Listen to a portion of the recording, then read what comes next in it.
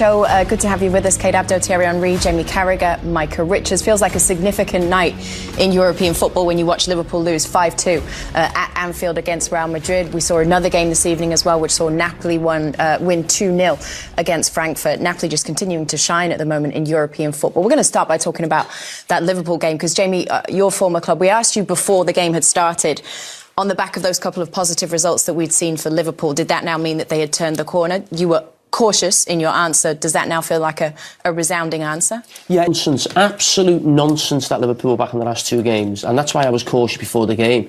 They played against an Everton team, one of the worst performances I've seen in a derby game from an Everton team who did nothing. I was at the Newcastle game as well.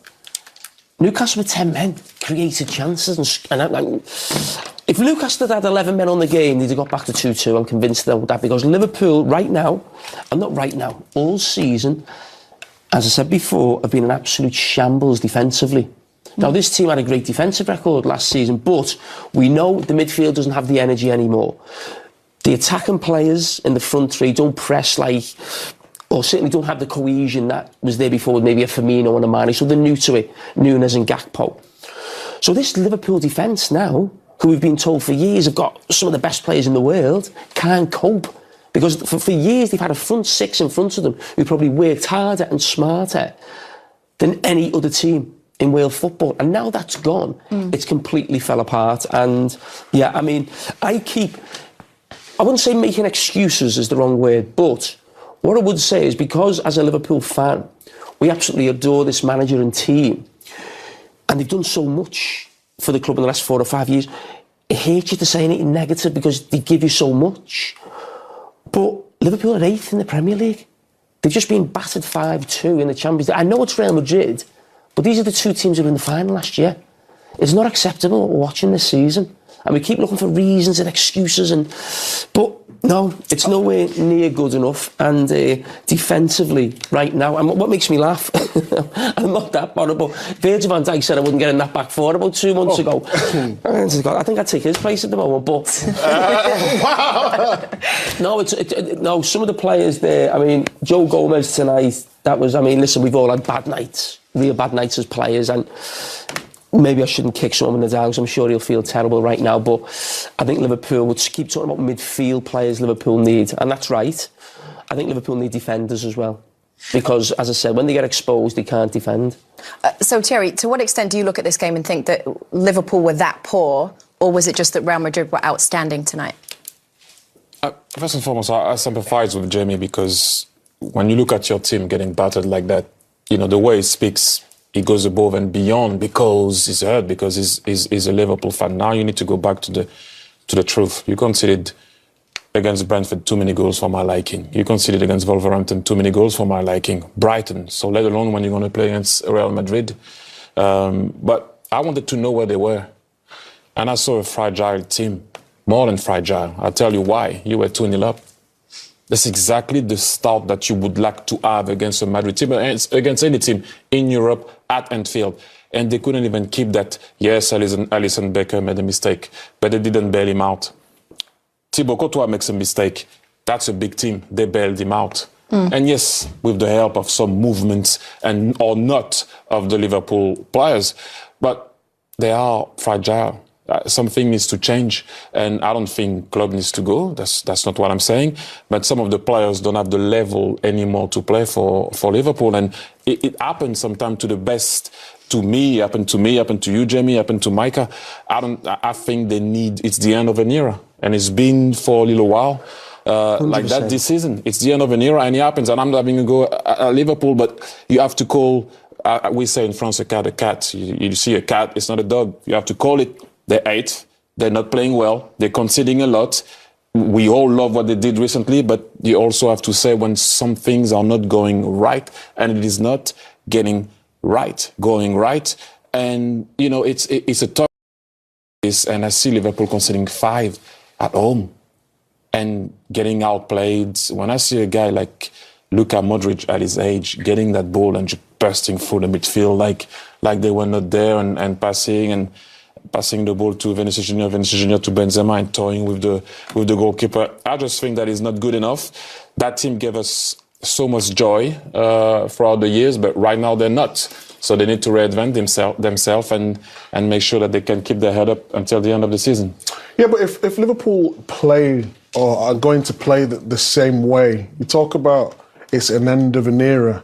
If you go 2-0 up in a game, surely sometimes you have to change your principles in order to win the game. Whereas when I see Liverpool, they go 2-0 up, it gets to 2-2, they're still doing the same things. Like, the fullbacks, we all know how good they are going forward, and that's why we've lauded them as some of the best in world football. But they keep making mistakes. We've got Vinicius, one of the best players in the world, and he's got so much time and space. I don't want to go back to what you said, Jamie, because I didn't follow what they said about you, but his team would have kept it tight. No, his team would have kept it tight for at least, you know what, we're 2-0 up, let's keep it tight. No, and not make it a game too open. But that's how they are, that's what made them. And they died like that tonight. What I would say is I don't really agree with that. And what I'm saying is we can't sort of say how great this team have been for 5 years doing a certain thing and now saying they're wrong to do that thing. My point is that, and I've said this before, they're trying to play Jurgen Klopp football without players who can play Jurgen Klopp football. And that is maybe some players who've been brought in, but also some players who are there now who have, it's just come to the end. And I would never criticise those players because they've done their job for Liverpool over the last 4 or 5 years. And the one most people talk about is probably Jordan Henderson. He's the captain. You know, we all know there's reinforcements needed in midfield. And that lad gets a little bit of criticism from Liverpool fans. He shouldn't. He's done his job. He come in at 21. He's now 31, 32. He's won everything. He's lifted every trophy.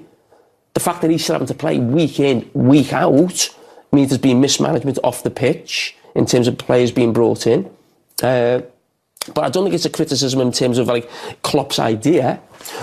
But, as Thierry said, this team's come to an end. Jurgen Klopp built a team when he first came in, when that team was 7th or 8th in the Premier League. And what we saw for the next sort of 4 or 5 years was amazing.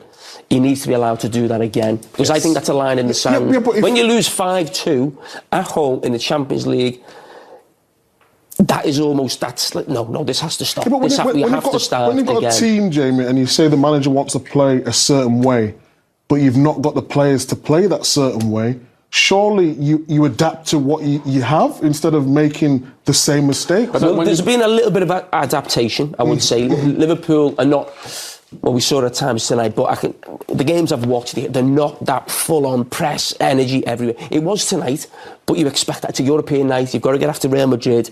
You're 2-0 up. But listen, I know where you're coming from. The big worry for me was second half, you're attacking the Kop on a European night. There was nothing. Absolutely nothing. No energy, no goal-mouth scrambles, there was nothing there. It just looked broken to me. And, yeah. To go back to what you're saying, Micah, you know, as a coach, sometimes you live and die with your principles. And as you said, I agree. They were so brilliant at what they were doing. It looks like, it's not me saying, when you watch the game, it seems like they can't do it. You know, they just can't do it anymore. I just, as a coach, you know, you're not going to change it or adapt to what you know the players are going to do. And I have to go back to my Barca time. My first year in Barcelona, it was the end of an era. We had better players, shall I say, in the squad. We won nothing. The year after, new coach. I'm not saying, understand what I'm saying. It was the end of an era.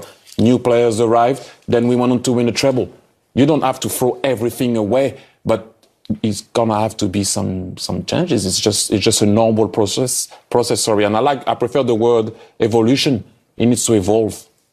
It's February, though. So now from this point, what happens for the rest of the season? Because that result tonight has to be hugely affecting of team morale, team spirit. Yeah, listen, right? it's good. I mean, you've got to go to the Bernabeu, you've got to go with something. You're Liverpool, you've got to try and get the first goal in the game. But forget that. And I go back to these 2 games where obviously Liverpool won the games. Now, I don't see anything different in those 2 games except that Liverpool's goal scorers scored the chances that they got. They did that again tonight, which put them 2-0 up. But this Liverpool team will do what it's done all season, which is win a couple, lose a couple. Win a couple, lose a couple. And that's what's happened. They've won a couple of games. They've lost to Madrid. They might win the next one. They'll lose, they'll draw. Nothing's going to come around or change with this team. It is the end of an era. And Liverpool at times before the World Cup felt they need a midfield player, or they need 2 midfield players. The more you watch this Liverpool team, you're thinking, I think it's more 4 players maybe to go into the team, not just the squad right now. I mean, you mentioned their position in the league previously, right, when we were talking. So if you look at that, the only route to Champions League football for next season was essentially to win the Champions League. Do you now look at them... I mean, they're not a million miles away from top 4, and the teams who are in that position, it's not like you're trying to compete with a Man City or an Arsenal to get in the top 4. You're competing with other teams who drop points. So Tottenham are in the top 4 now. They lost last week 4-1 away at Leicester. So there's lots of other teams in that boat. So Liverpool, I think, will make a fist of that. I don't think they'll get it, but I think they'll make a decent fist of that. There's still a long way to go. But you've got to remember where this Liverpool team have been. They were in the Champions League final last season. And if we're being totally honest, they were massive favourites against Real Madrid. They lost it, OK? But to then see the gulf today at Anfield from sort of 6 months ago, and Thierry made a great point. Real Madrid have played more games than Liverpool this season. So we keep talking about the games and last season. Madrid have played more games this season. So you can't keep using that as an excuse or a reason. We got any Heineken for Jamie?